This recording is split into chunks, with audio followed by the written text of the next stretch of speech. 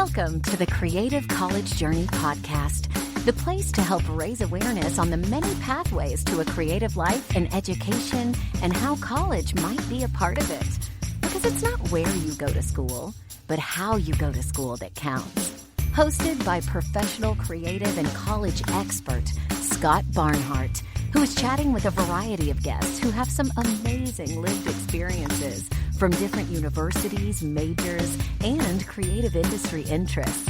And we hope by hearing their stories, it might help give you some inspiration to find your own creative college journey. I am so excited to have this conversation today with a former student of mine and someone I simply adore. Alyssa Carol is a performing artist originally from Orange County, California.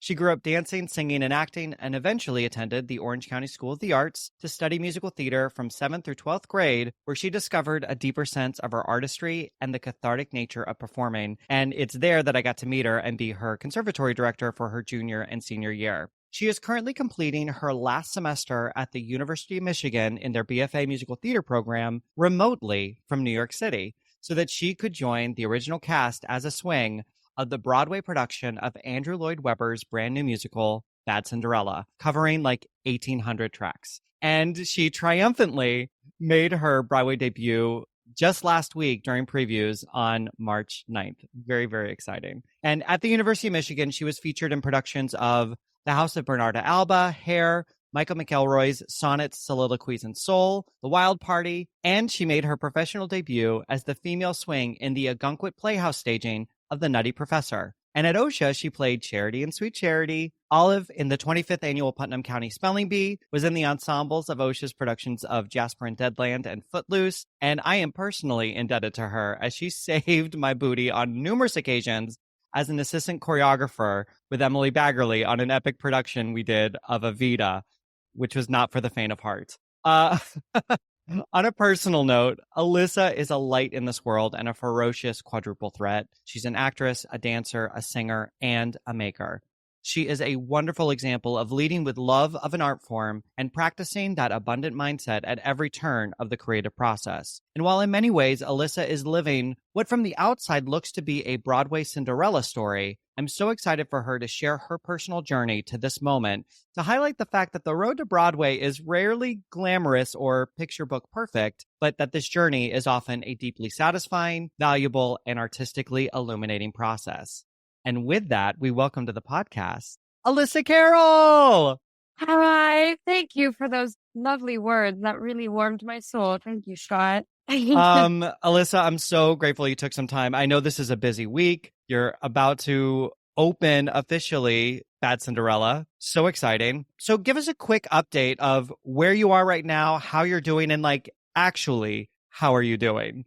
I am good. It's been a roller coaster few months. I mean, moving here is a crazy transition. I moved from Ann Arbor, Michigan. I went home for Christmas, and then I flew immediately here the day after Christmas and started rehearsals the next day. So I haven't really had any downtime, but it's been a whirlwind of emotions, ups and downs both. But I'm still reeling from last week, the most magical day up to this point in my life. And just feeling really grateful to be on this journey and grateful to have the love that surrounds me. Yeah, and I'm good. You know, the job is hard. It's a hard job. You said I covered 9 tracks. It's not 1,800. It's 9, but basically the same thing. Same thing. So, you know, it is tedious and it is rigorous, and my brain sometimes feels like it wants to explode. But for the experience of what happened last Thursday, it made all of the work worth it. And it made everything leading up to this point worth it. All the work, all the college auditions, everything led up to that day. I mean, I've been dreaming of it since I could walk, basically. So it was magic. Oh, that's so exciting, Alyssa. And for those who don't know, a swing is someone in a Broadway show or a national tour or musical. It's an offstage cover. It's someone who learns multiple tracks within a show, a musical, and can go on for any one of those at the drop of a hat. So you are literally, especially during these COVID days, you are the insurance policy that the show can in fact go on. So it is particularly technical and rigorous work that you're learning all of the details of these tracks so that, in the event that someone can't perform for whatever reason, the show can go on because of you. So that's you're a superhero. It was I mean, I will say it was literally my Broadway debut, and I would say 80% of the show I had never done before on the stage. That's why, and truly, most swings, especially in previews, you probably, if I were to guess, you've probably rehearsed 20% of the time of the person who's been in that track this entire time. Correct. Which is wild. And you still have to do it at an exceptional level. Yeah. Nuts. I sit in my dressing room sometimes and I'm like, they're asking me to do what? But no, but it feels really cool when you actually do the impossible or the seemingly impossible. You get to the end and you get to bows and you're like, I just did that. No rehearsal. And I made it out. And you are the reason that people were able to sit and watch the show tonight. That is cool. Amazing. Okay. I can't wait to dig into this even further. I do want to ask, I'm asking everyone, how do you identify creatively? Because I know you grew up in the musical theater landscape, but what makes up the artist that is Alyssa Carol? I'm going to go way back and kind of talk about how I kind of got into this whole thing, which kind of goes back to a very dramatic story that ends really beautifully. But when I was about 6 years old, I was basically barely a human. And my brother was diagnosed terminal with ALL leukemia. And my entire family moved to Seattle. My brother had to get a bone marrow transplant. It was a miraculous recovery. And he was there for about 6 months, and I was kind of along for the ride. We lived in the Ronald McDonald House. We did the whole thing. He was in the hospital every day, and I was also kind of in the hospital every day. But the thing that stuck out to me was the music specialist from the hospital would come door to door to all the cancer patients and sing to them. And that was where I saw that performing and music specifically can be so incredibly healing, and the connection and the visceral connection that happens between exchanging through the art can literally be a game changer. I saw him light up immediately. And then so in the hospital, he also became drawn to this musical side. And so he started exploring writing music. He eventually made it out of remission, is now in 2023, we are here 10 plus years cancer free. And he is one of my life heroes for sure. I look up to him for everything, but he started writing music after that. I was 6 and I was kind of in the background, kind of watching him recover, watching him heal and supporting that journey, but also watching him start to cultivate his own artistry. And then I kind of caught on, and we got home, we moved back home to California. And I begged my mom for singing lessons. I begged her because I saw my brother get singing lessons and I was like, no, I want to do that too. And so I did. And at the beginning, tone deaf, so bad. But there was something in me that had to do that because I had seen it come to fruition in such a powerful way. And so I kept at it. And I think, to answer your question, what I'm reminding myself every time I perform or every time I am lucky enough to share my own artistry, it is about more than myself, because it can't be just for yourself, especially in a world where we are so disconnected from the world with our cell phones and whatever technology we have.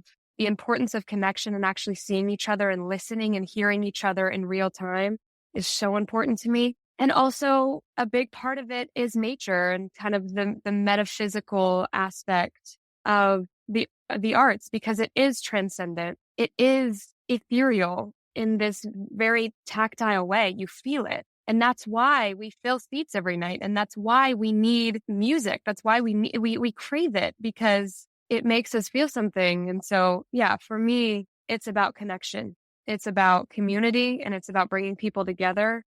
And it's also about learning more about the world and learning more about each other. And it's about empathy, because the more we learn about each other, the more we can understand each other. So I can write a novel on that, but there's the short answer. Oh, I love that was the short answer. You were like, It wasn't just like, I sing and dance. No, it's so much deeper. It's so much deeper than that. And it's one of the many reasons I adore you, because at this young age, you seem to see a bird's eye view of this path that I would dare to say I don't know that many your age necessarily share that vision. I think you have a remarkable vantage point for what you're seeing and how you're walking through the world. Okay, I'd love to hop into the college chat. So this is the Creative College Journey. This is specifically talking to people who are about to graduate or have recently graduated from college, who have gone through this process, talking to people who are about to go through the process, either parents, students, teachers, counselors, people who just want some more context of like, what can happen? And sometimes we just need to hear the stories to know what can happen. So, you, Alyssa, have led quite the quote unquote idyllic path, right? You've walked the dream path. You went to, or continue to go to the University of Michigan, which is a renowned musical theater program, highly competitive, and you landed a Broadway show before you graduated. So you're in some like hallowed grounds, but we both know how it looks on the outside doesn't necessarily match how it feels on the inside or how to get there. So I'd love for you to give our listeners some insight on this. Let's go back to junior year high school Alyssa. And I would love for you to tell us a little bit about your decision-making process of approaching college. Like, where did you apply? How many programs? What kinds of programs? And maybe what sort of led you to the University of Michigan? Yeah. I mean, from the time that I started OCSA, I knew I was going to study musical theater. Yeah. And so that's kind of the easy route for me, is that I knew exactly what I wanted. And so my net that I cast was musical theater schools. My decision-making process in terms of like creating the list, I started with like 30 schools. I mean, I probably started with like every school that offered a musical theater program ever. And I was there. It was about that long, if I'm not mistaken, just a sensible list of like 285. Right. Which impossible, by the way. And so as I started narrowing it down, it really was, for me, I am really passionate about my academic growth as well as becoming a master in musical theater. But for me, as I started to narrow down, I was really looking at schools that had a phenomenally strong musical theater component, but also balanced with a phenomenally strong academic component as well, because I knew I wanted to be challenged in both ways. That being said, I applied to some conservatory schools. At some point, it's like you can't be too specific because you also have to cast sort of a wider net. Now, I narrowed it down to 14 schools, a handful of them highly competitive, a handful of them moderately competitive, and then a handful of them that were a little bit sitting more in my like comfort zone. You know what I mean? Yeah.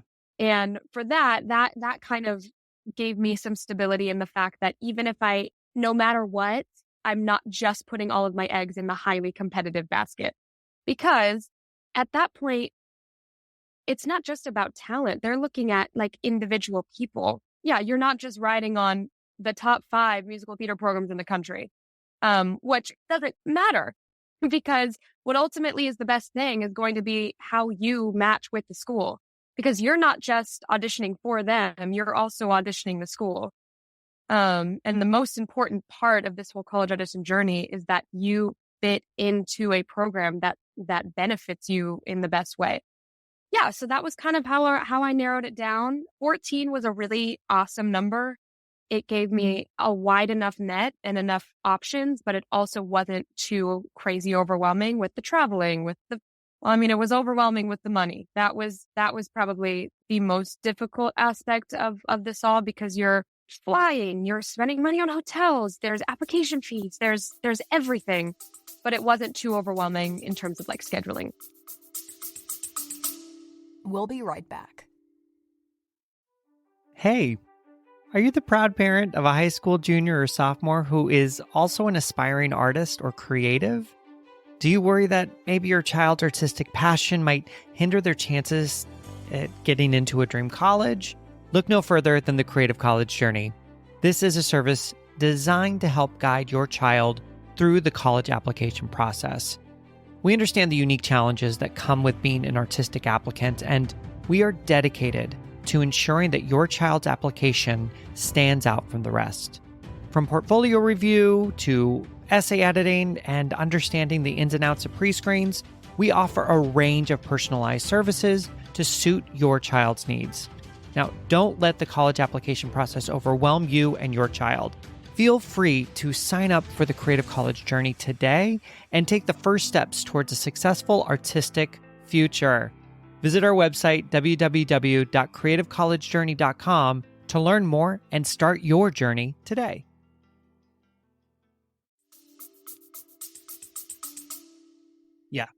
Yeah, and it seems like 14, especially in considering the amount of highly competitive schools that were on your list, in that it felt like, I remember it feeling like a very balanced experience. And it is sort of interesting how much has changed even since you applied to college, that there's a newer understanding of access, meaning flying to campuses isn't as mandatory as it was when you applied. And there are more self-tape options. There are more virtual submission options that I do see schools in a beautiful way removing some of the barriers to entry, especially in musical theater, which is great. I'd love to see more of it, frankly. But even just reflecting from when you went through it versus where it is now. But we're gonna talk finance too, because we can't have this conversation about college without talking about the financial implications and the toxic privilege that comes with that. So you went through the audition process. You landed at, like, again, and I say this because it does feel a little hyperbolic. You landed at the school that feels like you got the golden ticket, right? You were like in Willy Wonka, you got the golden ticket. I'm going to Michigan. How were you able to sort of quiet the noise and the hoopla about going to a school like this? You also had some really amazing options. What was it about Michigan that made you say, yes, that's where I want to go, and this is what is going to benefit me? Or did you sort of follow the hype and just leap towards that accordingly? I mean, there's hype for sure. And that hype is really thrilling and exciting, and it draws you in. And you know, I was definitely taken by that. Absolutely. And like the jazz hands surrounding it. But the more that I studied it, and I will say, until I got in, I had never actually taken a deep dive into Michigan. I mean, I knew the report, like I knew the alumni, I knew that their school pumps out Broadway. Yeah. It really high caliber talent. Yeah, absolutely. A lot of working professionals. Absolutely. Right. And that was what got me. And then I got in, and I was immediately going to say yes. And then it was like, wait, I do love this program, but there's a lot that I don't know either. And so as I did more research, it was the fact that it is a public university, meaning that the academic classes that I have the opportunity to take extensive, and that really excited me. The other aspect was the dance element of it. And I had an opportunity to choose between a school where I would just mainly study acting and then a school where I would be able to study musical theater. And as somebody who also has an enormous passion for acting, it's something that I hope to do, hopefully after this job and hopefully into the future. I was really intrigued by that. But dance has always been something that has fueled my soul for my whole life. And without that, I would not be me. Not to be dramatic, but without dance, I am not myself. And so it was the dance faculty and the dancers that I had talked to that were in the program, because once you're accepted, you kind of get to like chit chat with the students, and everyone was super honest with me. You know what I mean? Yeah. Because it's a big decision. And the dance portion, Michigan also has a really strong acting program within the musical theater department. Vince Cardinal, shout out. Hey, Vince. I still text him so much. He's one of the most phenomenal acting teachers I've ever had in my whole life and just phenomenal human being. But the community, it's the community. Yeah. And it's not just because Michigan has the ideal community. It's because it's the community that I gravitated towards as an individual. And that goes to be said that, yes, I was very fortunate with my options. But even though some of my other options were at the same level as Michigan, I fit in with the community at Michigan more. So it's not necessarily best school in the country, whatever. It's what's going to fuel your soul and in the community that feels like you're going to thrive in. And so the minute that I stepped on campus and I talked to everybody and I immersed myself in the community, I was like, oh, this is it. This is where I belong. This is where I'm going to thrive. This is where I need to be. Yep. And that is when we know it's a match. And I think that's Right. when you're looking for the quote unquote best school, it's the school that matches. And no school is perfect. No institution has it all dialed in, but it is about finding those matches. And I just, even as you were talking about that, I was like, I can't even imagine, given the fact that the end of your freshman year and the bulk of your sophomore year was amidst COVID and the pandemic and virtual learning, I'm just imagining you surviving that without dance. And I actually, knowing you well enough, I actually can't imagine that, which I then goes back to like those choices before you move into a space really, really matter. The idea that you knew Right. dance was integral to your health, to your well-being, to your identity is really telling. Right. Alyssa, I'm curious, did you, because of the academic options at a place like University of Michigan, did you take it on any concentrations or did you lean towards particular classes that really sort of inspired you or have informed your musical theater path? Yeah, I think something that's really important to me, just as an artist, not specifically in musical theater, but to become a well-rounded artist, you also need to learn about the world Yeah. because they go hand in hand. And so I really wanted to also explore the world outside of musical theater so that I could better the musical theater artist actor in me. Yeah. I was really excited by a lot of the courses I had the opportunity to take. I took a class my junior year. It was during COVID. It was virtual, but it was called Dancing Women/Dancing Queer. And it was taught by one of the associate professors of the dance department, but it counted as a humanities course. And basically we were studying like sort of like the metaphysical world of dance and also the boundaries that we can start to break when we release the expectations around what dance is and what dance has been.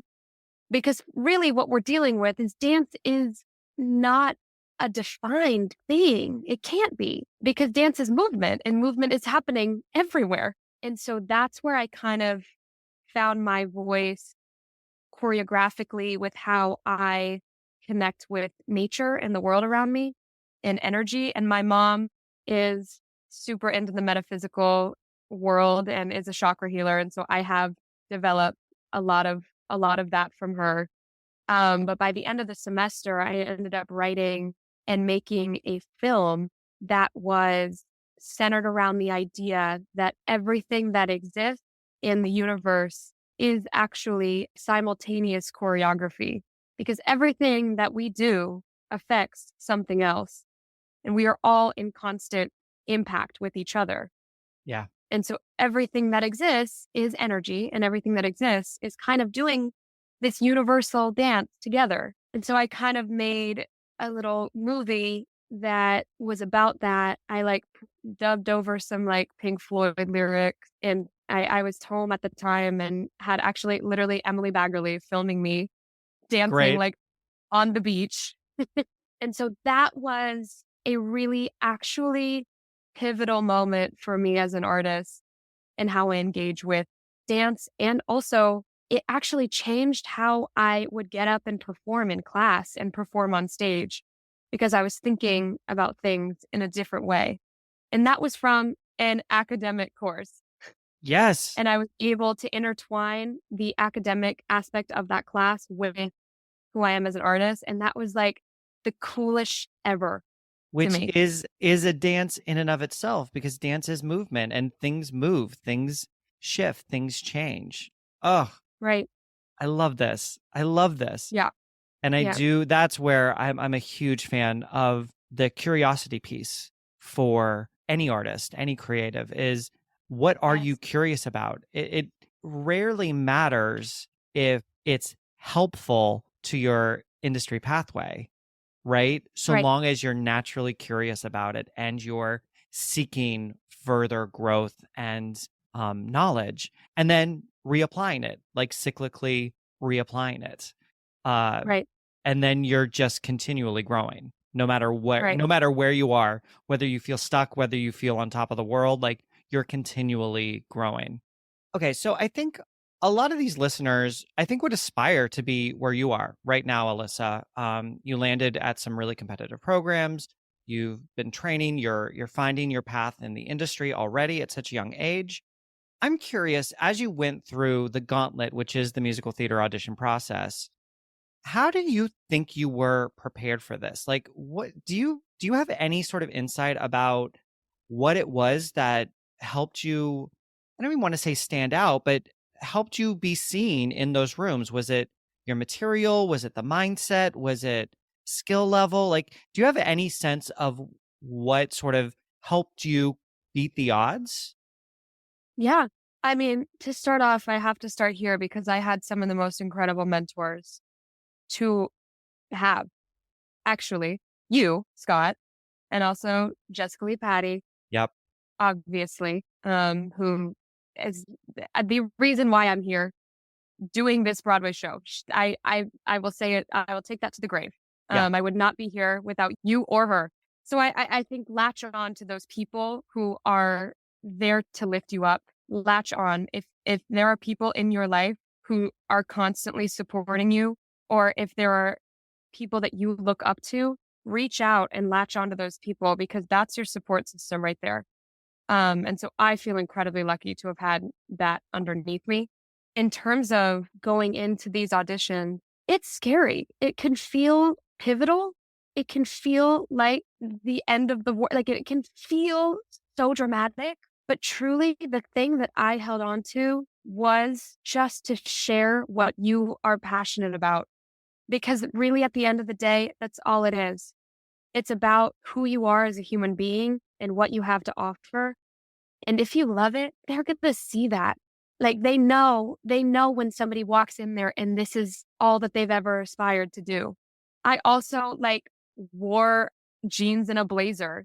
Like I Sure you also did. Of course you did. I looked like nobody else too. And I think that's just a testament to not caring about pleasing somebody, just staying true to yourself. And I'm not saying wear jeans and a blazer. I'm saying wear something that feels like you and feels special to you and unique to you. Because and it's so silly because it's just what you're wearing, but it's like I walked in differently because of what I put on my body. Yeah. Um, And it because was I felt deliberate, good. a deliberate decision. Yes. And I didn't really have like a grounding practice, but I put my headphones in and I wasn't getting lost in the neuroses of the waiting room, because Yeah. there's so much energy and everybody is emanating energy, Yes. and you feel it, and it's contagious. And so to have something that helps you kind of take a breath before you walk in, I don't know if it's a mantra. We made those cartoon character drawing. Yeah. Your genius, your little genius. Yes. And we had these drawings that we drew, and mine was like a little penguin, and I put it in my audition book and I looked at it. I swear to God, I looked at it before I walked in every audition. And it's just something that makes you feel like really what we get to do in the audition rooms. We are so lucky. We get to share a little tiny bit of ourselves with a stranger, and whether they like it or not, oh well. Because the truth is that if you come in with your own authentic selves and you share what you're passionate about, if they don't like it, then that's not the fit for you. Yeah. That's not a And match. yes, and you don't want to be at a place that's not going to cultivate your most authentic self. And so I also sang songs that I loved to sing. Yep. And because you sing them a lot, you really do sing them so much. And so pick something that you're passionate about, that you love to sing. Monologues, pick something that you love doing. I had a phenomenal monologue coach. Yeah. And so, I mean, I was incredibly privileged with the people that I had around me, but know that you have it within yourself. You have the authority and the agency to share what feels most you. So that was really what got me through, and that quieted the noise, because you'll hear from everywhere. You'll hear opinions from everywhere. Yep. All those chat board opinions, And all that. And it gets really, really hot. Like hot to the touch. yeah, Like people, I think, and this is the part that I'm so adamant about talking about. And I feel like part of your success is your actual understanding of this, even though it feels like this is a life or death decision, that your entire career is riding on this line, on this audition. The fact is, it's not. It's just not. And you have to counteract that, what I would call a fight or flight response, that this is a really high stakes game. It's actually a much lower stakes game than people realize. And I love that you put your earbuds in to sort of quiet that noise. I love that the genius drawing, that the little penguin, little cartoon penguin that represents your sort of superhero skills and your essence. That's our job. Our job is to bring that little cartoon penguin into the room, that spirit, that essence. And if they like your cartoon penguin, sweet, awesome. If they don't, you love it. So you take it back and you head on to the next one and you find the space that works. And I tell myself this at work, because you know what? I performed on a Broadway stage and I messed up so much. I mean, not so much, but I messed up things and I was You made getting hard on errors. myself. Yeah. Yes, because it was the first time I ever read it. Yeah.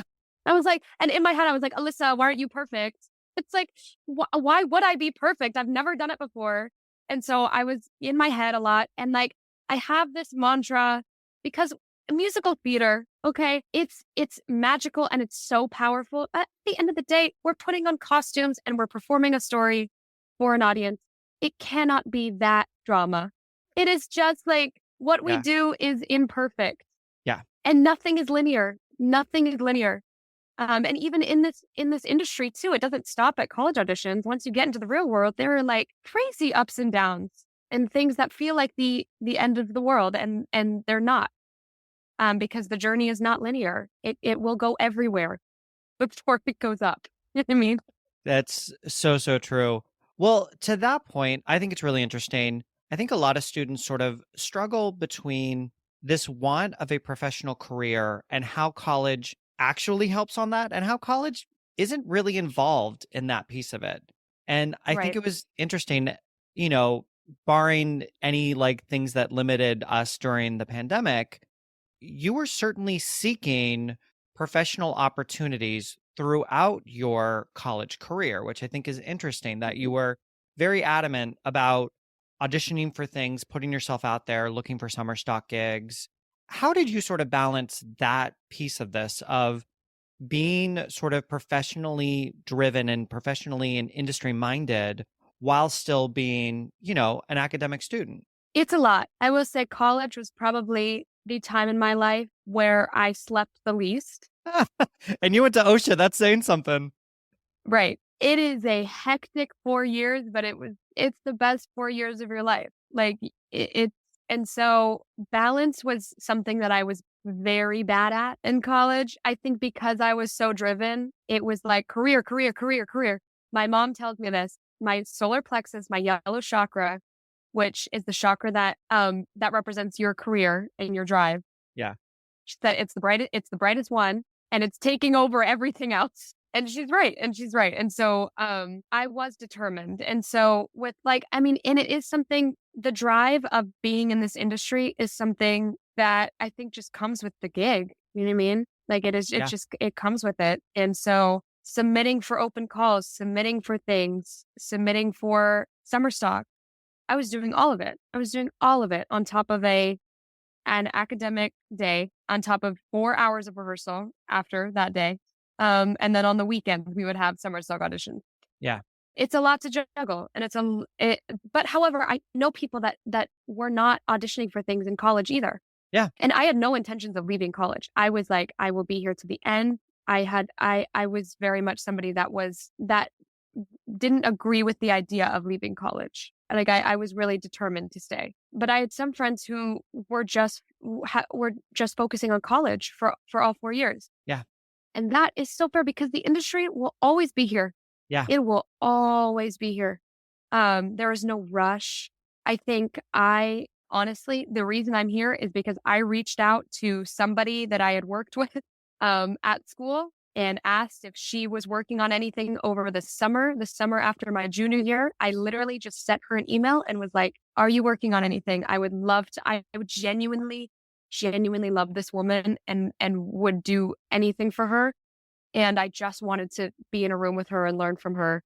And so I sent her an email and asked if she was working on anything over the summer. I told her I'd work for free. I was like, I just want to learn from you. I really do, genuinely. And she reached out and sent my info to the casting director. And that's how I ended up booking A Gun Quits the Nutty Professor, which I did the summer after my junior year.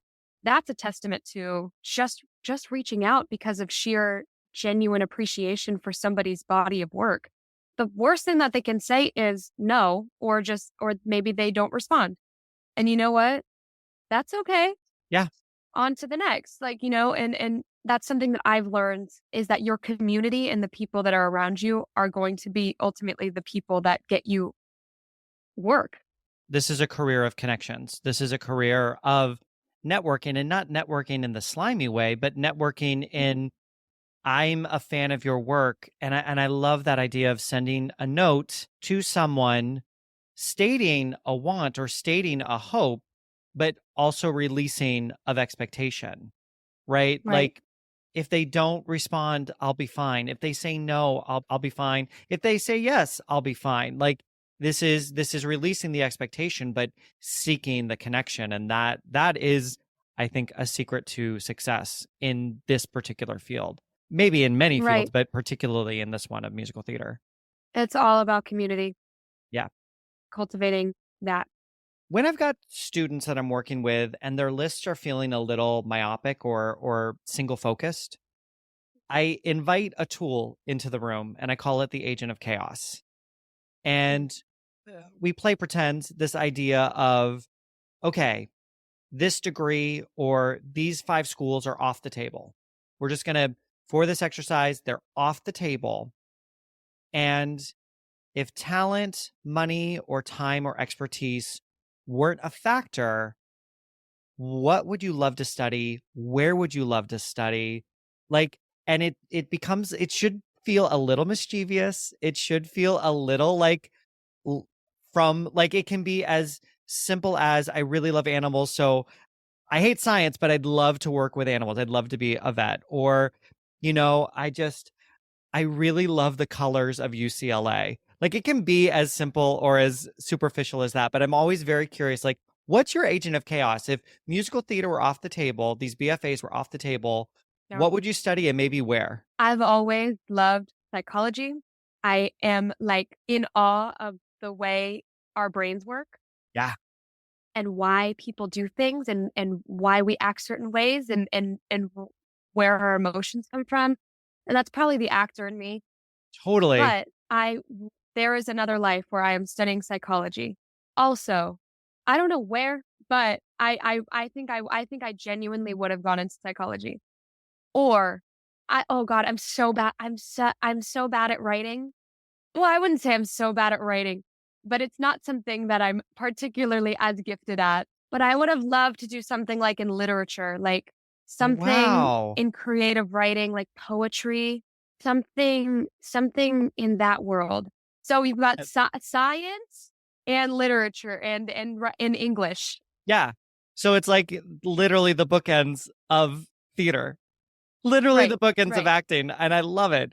And this, I always ask these questions to, even 17, 18-year-olds, because it can sometimes just break up that really single track focus. And it may actually inform why we're after that single track, and may actually then it's like maybe you go to a program that is adjacent to a really great psych program. Exactly. And I also think the way I talk about literature and psychology are also studying that makes me a better artist.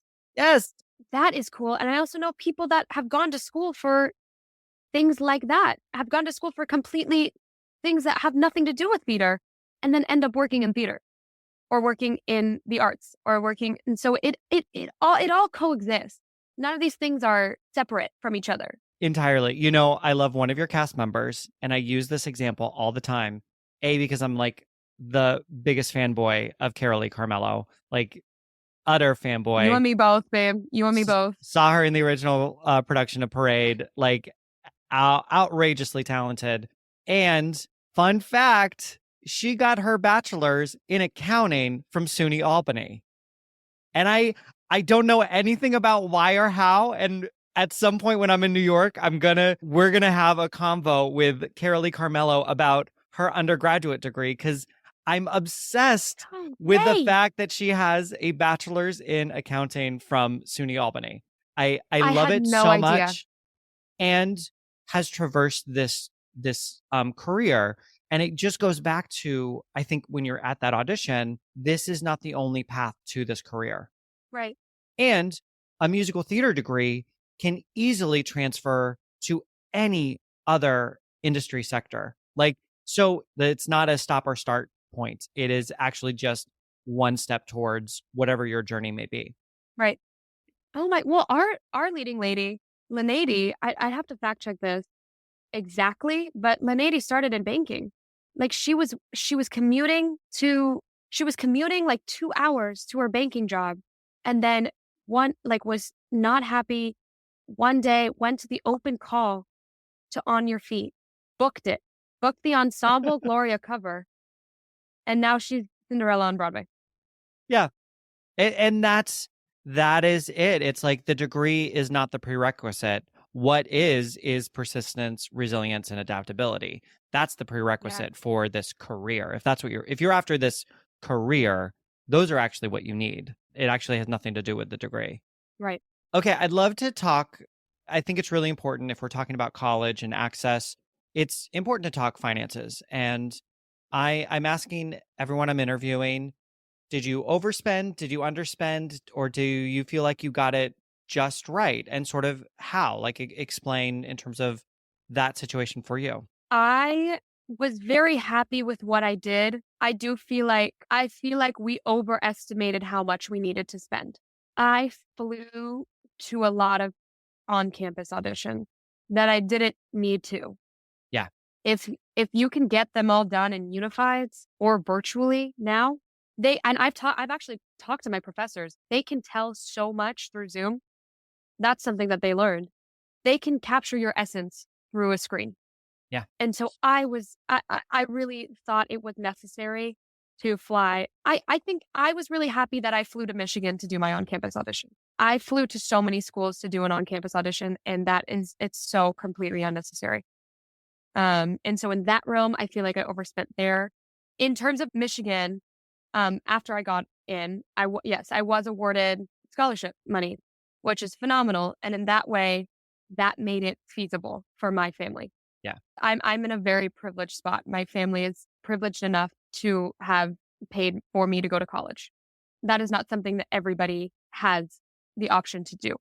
However, what I do know is that is a conversation that every program head is willing to have. Yeah. Because they want you. You were accepted into the program. And once you're accepted into the program, they want to make it work. Yeah. Now, whether or not they're able to make it work, okay. But however, it's worth having a conversation about, because they do want to fight for you. They want you there, or else they wouldn't have accepted you into the program. And so that is something that asking for what you need is so important as well. And to the same point of view, you also have to release the expectation. If they aren't able to meet you where you need to go, then consider your other options. I don't know any school that's worth stretching into a dangerous financial zone, I don't know any degree that's worth that financial risk. Right. Interesting. And how wonderful. Again, I'm always applauding, however it happens, if students are able to leave college debt free without the loans. For an artist, for a creative, it truly does make all the difference in terms of having agency and choice to then take on jobs. Now, granted, you're in a very fortunate position where you landed a Broadway contract, but truth be told, knock on wood, I hope this lasts for decades.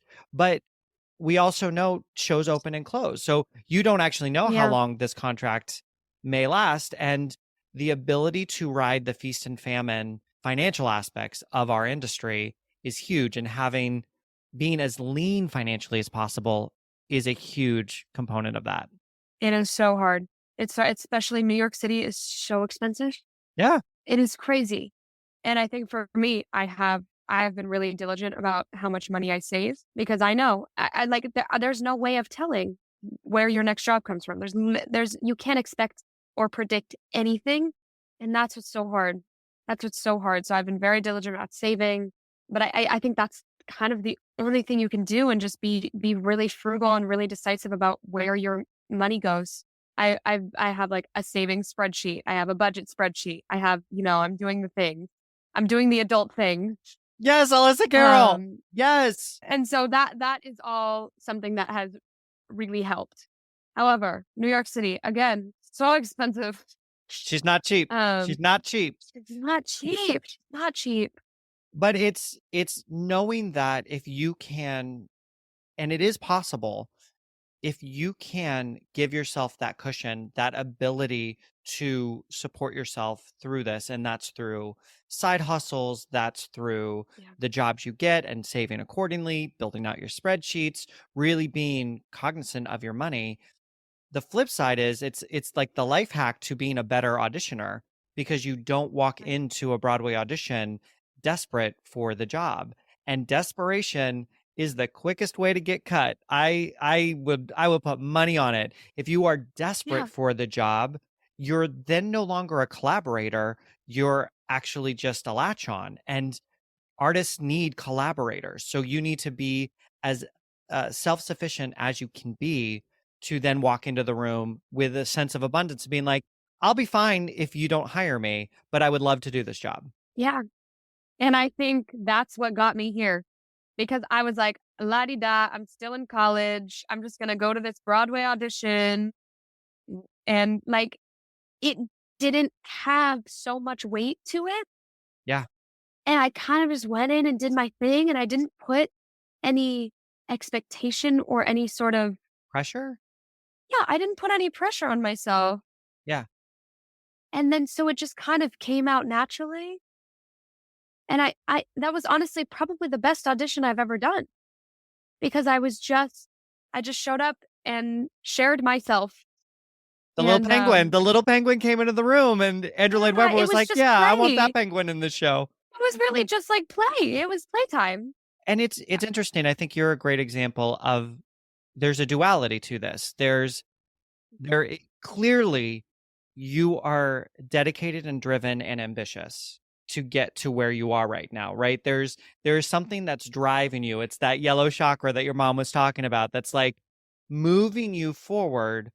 But conversely, I think you really do understand that this has to have a sense of play, that this can't be so serious, even though it's a decisive driver in your life. And I think the fact that you're dancing with it, going back to your metaphor, the fact that you're dancing with those two things now, I would dare to say that's a real testament to your early success. Thank you. That's cool. That's really cool. So good on you for those spreadsheets. Keep it up, kid. Thank you. Okay, this is a story I just want to hear from you firsthand. The late great Anne Rankin, who is a Broadway film dance legend. Now, you've studied with some amazing mentors: Jessica Lee Patty, Chrissy Whitehead, Alexis Cara. Hey, ladies, we love you. We love you. They were your mentors, right? Anne Rankin was a mentor to them, either through Broadway Theater Project in Florida or the Fosse tours. And all of them are sort of connected to Bob Fosse and his legacy. And I'm so intrigued by like the fascinating like dance ancestry that you're definitively a part of. And Yeah. I would love to sort of hear. I know there was a moment during the height of the pandemic on Zoom where you got the chance to dance for Anne before she passed. I mean, Yeah, I think it was probably like, when was that? Like September. I think she passed in November. Yeah. yeah, I would love to hear again, knowing your mentors who are connected to Anne, the fact that you got like legitimate connective moment with the late great Anne Rankin. I would just love to hear your experience of that day, of that story. Oh my gosh. Well, first of all, I was supposed to have class. I was supposed to have Zoom sophomore performance during the time that Christine Alexis had announced that they were doing a masterclass on Zoom with Anne Ranking. And I almost was like, Mark Madama. I was like, Mark, I almost was like, I can't go to class. Almost, almost accepted it because I was like, I can't miss class. That, wasn't meant to be.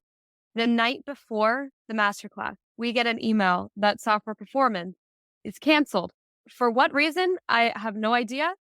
Doesn't matter. But You were I literally, I went online, I signed up, I texted Christine Alexis and I was like, I'm coming. And like this, it was like the stars had aligned. And so I got on Zoom. I was in one of the dance rooms in Michigan, and there she is.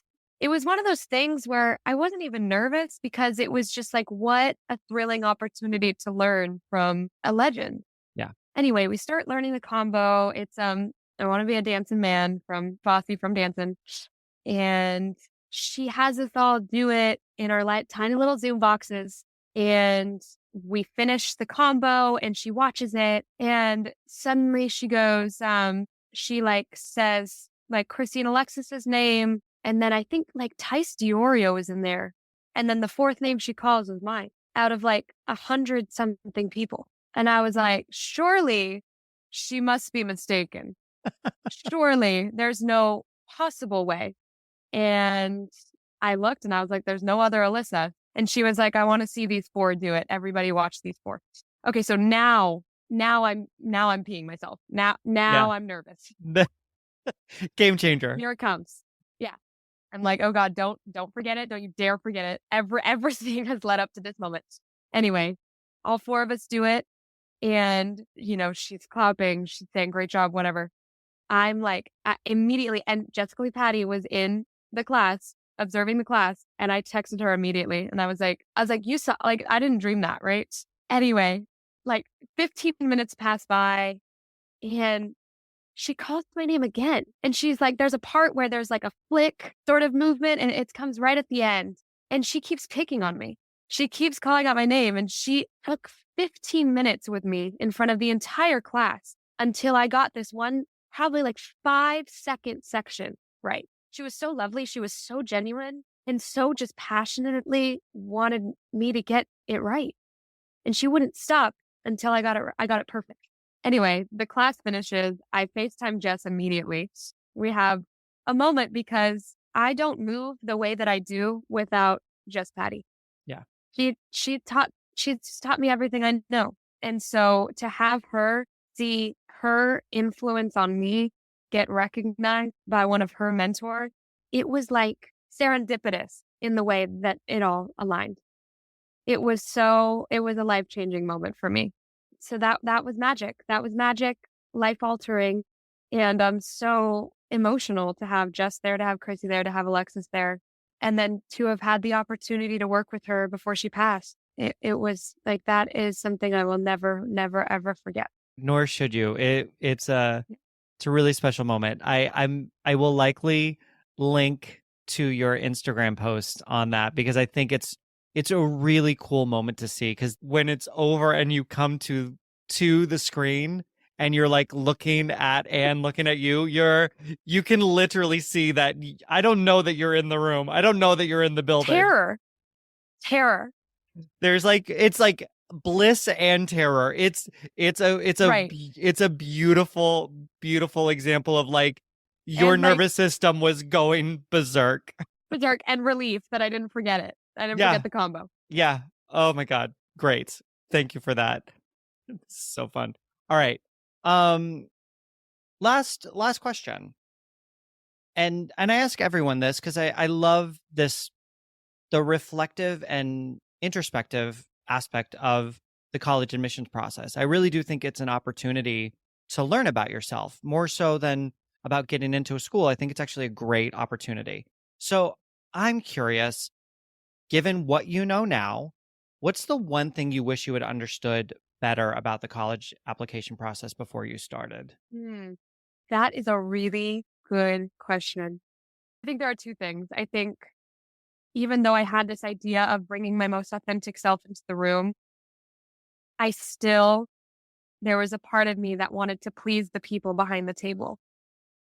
Yeah. And it's hard to release that. And I wish I could have released that a little more and had fun.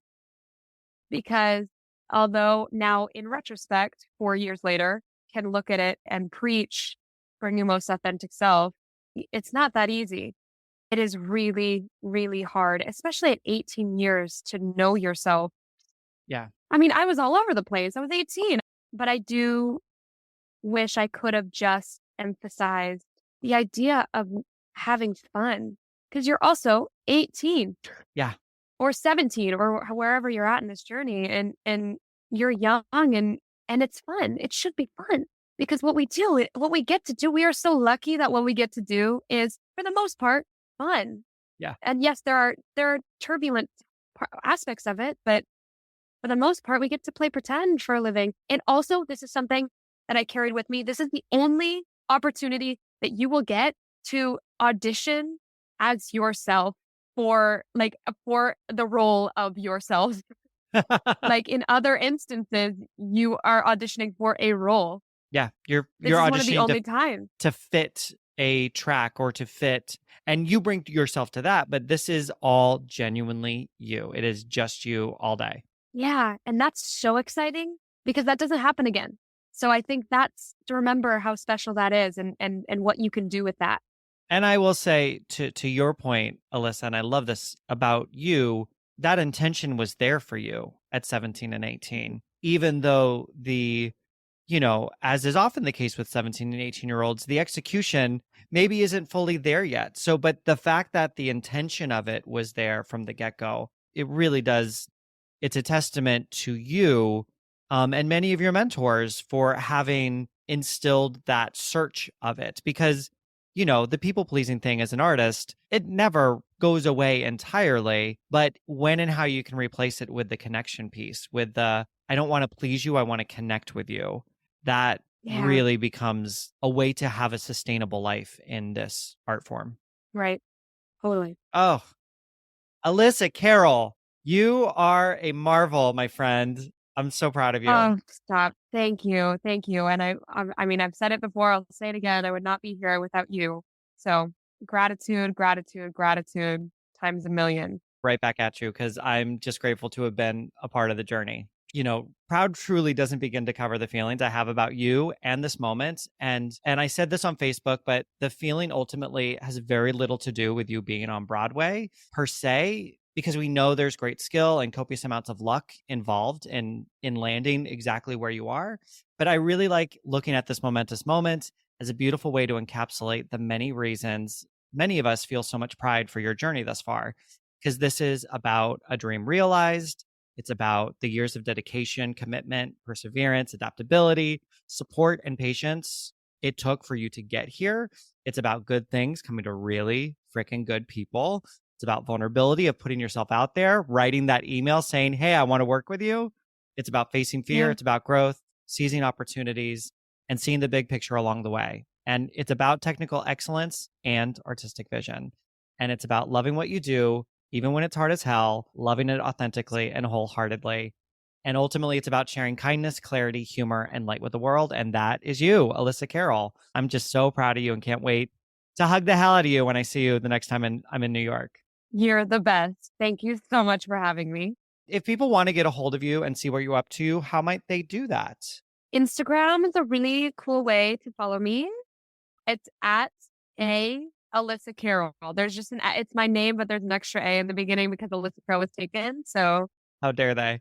How very I know. dare they? And you can also catch her at the Imperial Theater in the Broadway production of Bad Cinderella. Thank you, Alyssa. That's another interview episode of the Creative College Journey podcast. We hope this episode with Alyssa Carol was beneficial to you and want to thank you for taking time out of your busy day to listen. If you are in need of some encouragement, guidance, and inspiration for your college journey and would like to work with me, do not hesitate to reach out to our website, www.creativecollegejourney.com, to schedule a free, no obligation, I swear it's no obligation, 1-hour consultation to find out the many ways that the Creative College Journey can help you on your path. You can also find me on Instagram at Scott Barnhart. If you enjoyed the show, please rate and review us on Apple Podcasts. It helps others find us. And be sure to come back in the coming weeks for more discussions about creative college admissions, lowering the temperature on the process, and the many industry pathways and transferable skills that a creative education and life can offer. Don't forget, it's not where you go to school, but how you go to school that counts.